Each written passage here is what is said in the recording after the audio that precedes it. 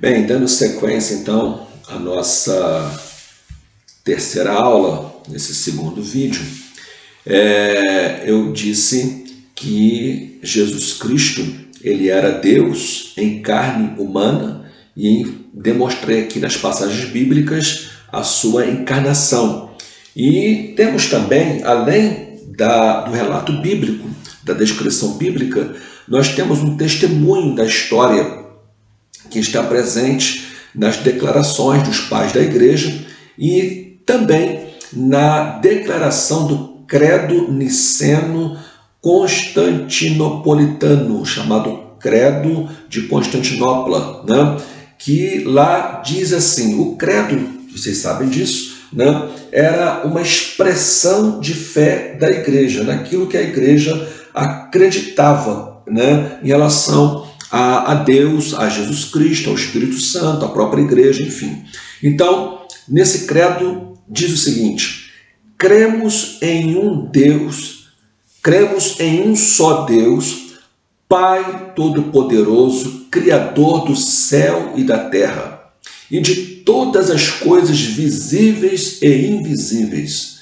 Cremos em um só Senhor, Jesus Cristo, Filho unigênito de Deus, gerado do Pai antes de todos os séculos, Deus de Deus, luz de luz, Deus verdadeiro de Deus verdadeiro, gerado, não feito, consubstancial com o Pai, por quem todas as coisas foram feitas, que por nós e por nossa salvação desceu dos céus e se encarnou por obra do Espírito Santo, da Virgem Maria, e se fez homem.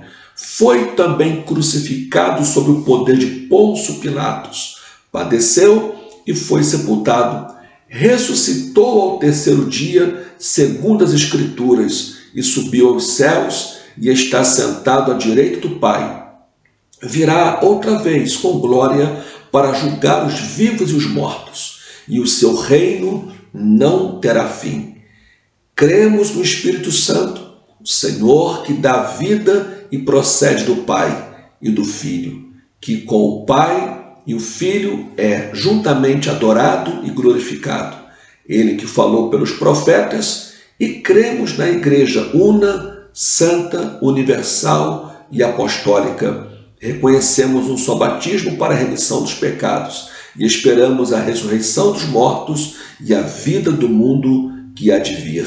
Amém. Bem, esta é a declaração, né? É o credo da igreja, o credo niceno de Constantinopla. Mas o que eu quero enfatizar para vocês aqui, nesse credo, é a declaração da igreja, a sua confissão a respeito da encarnação de Jesus Cristo, né?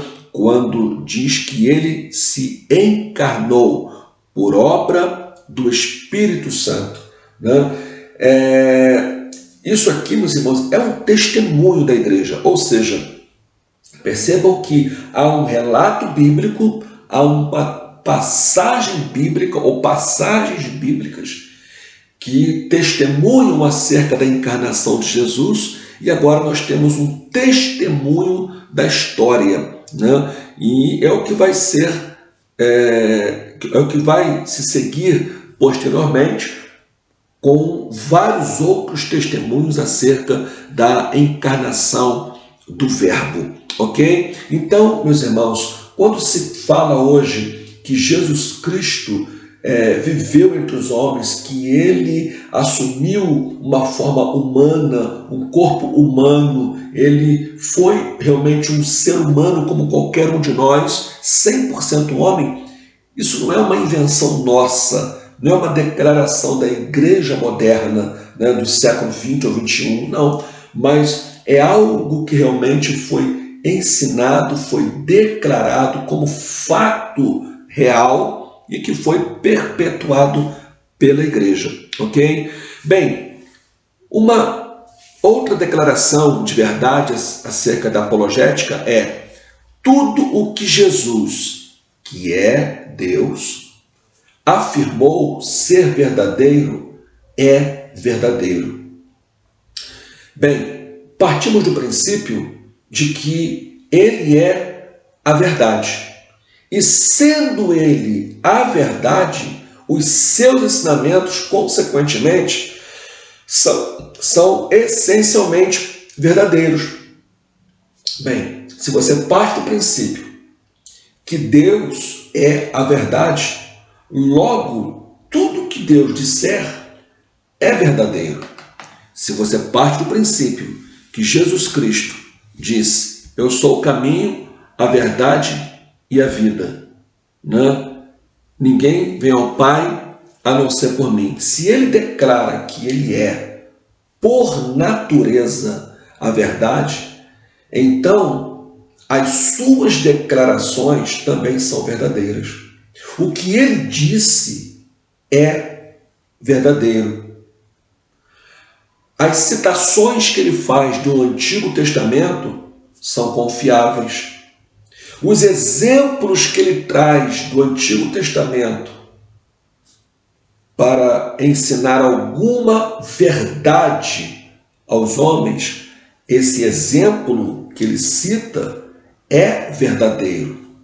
Por exemplo, quando ele faz uma menção acerca de Jonas, que esteve 3 dias e 3 noites no ventre do peixe, no grande peixe, olha só, Jesus está chancelando o relato descrito no livro de Jonas acerca do profeta. Jesus está dizendo que esse profeta realmente existiu.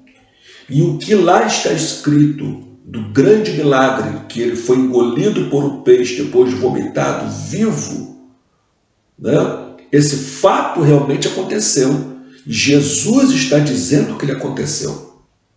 Então Jonas é uma personagem real e não fictícia. E o milagre descrito lá realmente aconteceu. Senão, Jesus não teria relatado isso. Quando Jesus, por exemplo, fala acerca do casamento, em Mateus capítulo 19, respondendo uma questão acerca do divórcio, e ele vai dizer que no princípio não foi assim, mas que no princípio, né, foi criado, né, macho e fêmea, e os dois deveriam de estar unidos formando uma só carne, e o que Deus ajuntou não deveria separar o homem. E ele faz uma citação que foi dita originalmente lá em Gênesis capítulo de número 2, acerca de Adão e Eva. Veja bem, se Jesus se reporta ao episódio do Éden, lá em Gênesis capítulo 2, fazendo uma referência direta ao primeiro casal, para sustentar agora a permanência, né, a indissolubilidade do casamento, né, que o casamento ele é indissolúvel, não pode se findar, com base no relato de Gênesis capítulo 2, Jesus está chancelando também a existência histórica do primeiro casal, de Adão e Eva. Então, meus irmãos, por ser Jesus a verdade absoluta, ele mesmo declara ser a verdade absoluta, as suas declarações também são verdadeiras. Então, tudo que Jesus disse, as pessoas que ele menciona, os acontecimentos que ele também menciona, são dignos de confiança. Aquelas pessoas existiram como a Bíblia diz que elas existiram. Os acontecimentos ocorreram como a Bíblia registra. E agora temos o próprio Jesus afirmando tais fatos como sendo históricos e dignos de confiança. Então Jesus, ele relata, ele diz isso, né? Então, sendo ele a verdade, os seus ensinamentos, consequentemente, são essencialmente verdadeiros. E como eu disse, citando aqui de 1 João capítulo 5, versículo 20, que resume bem essa questão, E sabemos que já o Filho de Deus é vindo e nos deu entendimento para conhecermos o que é verdadeiro, e no que é verdadeiro nós estamos, isto é, em seu Filho Jesus Cristo. Este é o verdadeiro Deus e a vida eterna. Bem, em relação às Escrituras, o trato de Jesus com as Escrituras é algo muito interessante. Há um testemunho abundante, pleno, acerca da relação de Jesus com as Escrituras que ele tanto citou. Por exemplo, em relação às Escrituras, Lucas capítulo 24, versículo 27, Jesus ensinou as Escrituras. Marcos capítulo 7, versículo 13, a Bíblia diz que Jesus chamou as Escrituras de a palavra de Deus. Mas Jesus também cumpriu as Escrituras. Lucas 24, versículo 44. E nessa última referência de Lucas 24, 44, há algo assim muito maravilhoso sendo ensinado nesta passagem, porque ali Jesus põe a sua aprovação em todas as Escrituras do Antigo Testamento, porque lei, salmos e profetas eram as 3 divisões da Bíblia nos dias do Novo Testamento, né? E Jesus também afirmou que as Escrituras elas são a verdade. Jesus orando em João 17, versículo 17, ele diz: Pai, santifica-os na verdade, a tua palavra é a verdade. É o testemunho de Jesus. Agora, Jesus não apenas disse essas coisas verdadeiras acerca da palavra que é a verdade, mas Jesus também viveu e procedeu de conformidade com esta palavra. Lucas 18, versículo 31. Ela não apenas contém a palavra de Deus, mas ela é a palavra de Deus. Portanto, e sendo assim, ela é digna de total confiança. Por isso, tudo que Jesus disse e que está escrito é verdadeiro. E tudo o que Jesus disse acerca da palavra de Deus é digno de confiança, porque nós temos aqui o testemunho da verdade sendo dito pela própria verdade encarnada, que é Jesus Cristo. Vou repetir.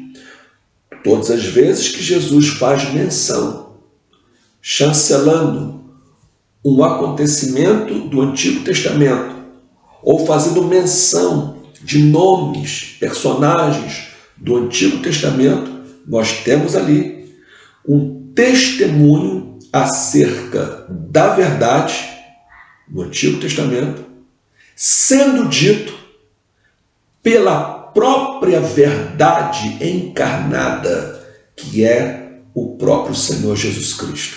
Então, a palavra de Deus, ela é digna de confiança. Tudo que nela está escrito é digno de confiança. Nós temos o aval do próprio Jesus acerca das Sagradas Escrituras. Portanto, meus amados irmãos, é verdade que a Bíblia é a palavra de Deus. E tudo o que se opõe a qualquer verdade bíblica é falso. Isso aqui é uma declaração que precisa ter a máxima da nossa atenção. Não há duas verdades de Deus, só há uma verdade, a Bíblia Sagrada. A Bíblia Sagrada é a revelação da verdade de Deus. Então, se nós queremos saber qual é a verdade de Deus, nós temos que conhecer a palavra de Deus.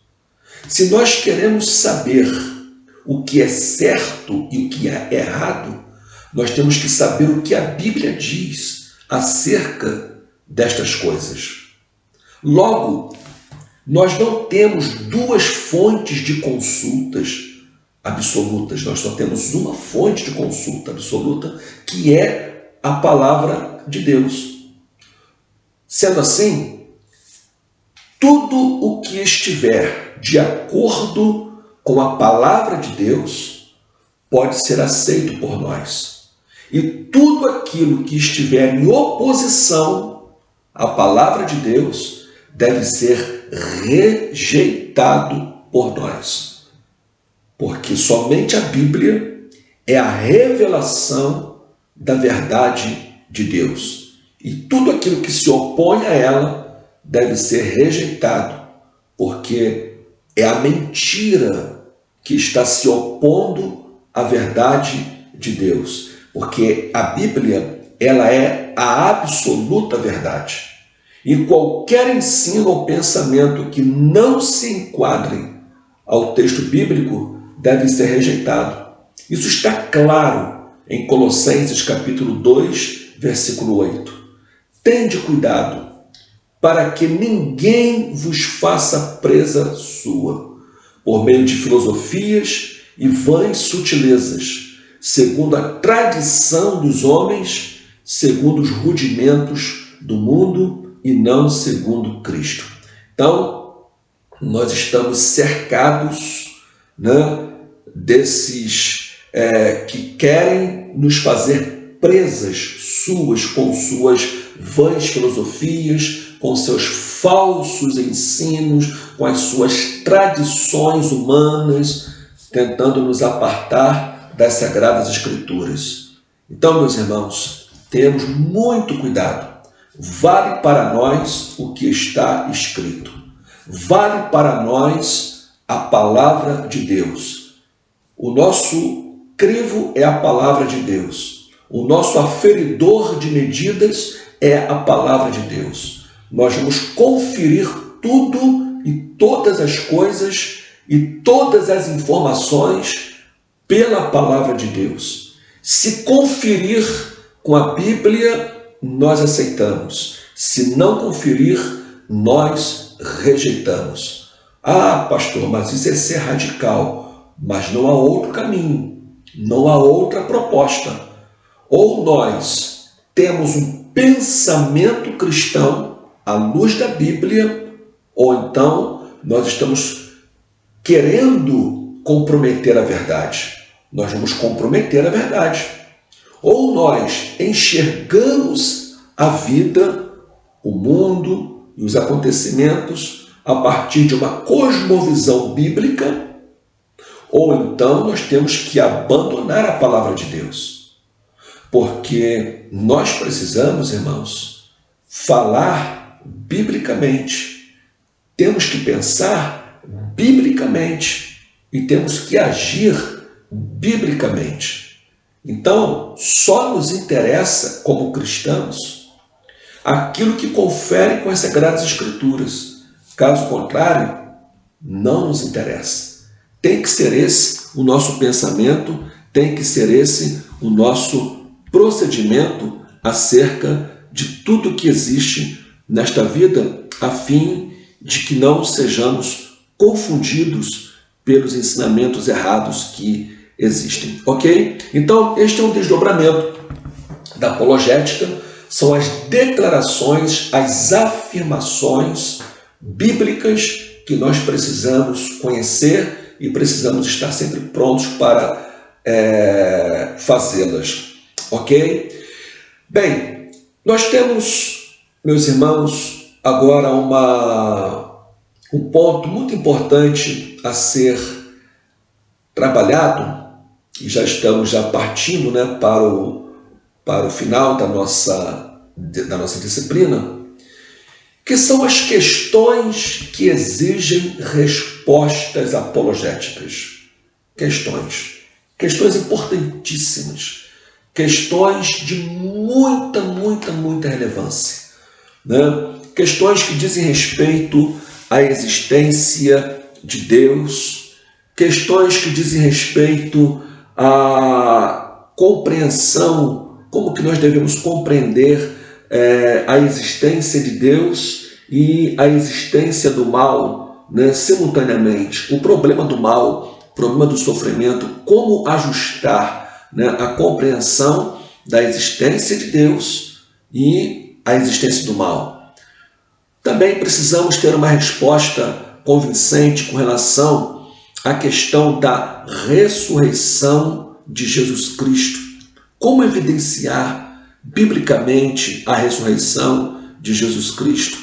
Como trabalhar isso? Como trabalhar também, meus irmãos, a questão da verdade absoluta, né?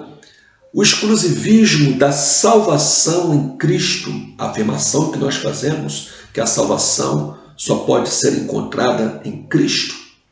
E também falar um pouco acerca do ecumenismo religioso, né? Do chamado também diálogo religioso. O que nós temos a dizer sobre isso? Na verdade, do pluralismo religioso que nós estamos vivendo, né, nos dias atuais, e a coisa tende a se apertar em relação a isso, da tolerância religiosa. Como que nós, cristãos, precisamos nos posicionar diante de tudo isto, né? Como está a nossa fé em relação a tudo isto? Como que nós podemos demonstrar para o homem pensante do século XXI, que pensa que sabe tudo e pensa que pode declarar e decretar a não existência de Deus, né? Que resposta nós temos para essa gente? Qual é a resposta que nós, como cristãos, apologistas, precisamos dar para aqueles que querem extrair de nós uma resposta convincente, como falamos na aula anterior, né? No texto de 1 Pedro 3,15, responder com mansidão e temor a todos quantos pedirem a razão da esperança que há em nós. Então, meus irmãos, na próxima aula estaremos encerrando a matéria e abordando esses temas importantes.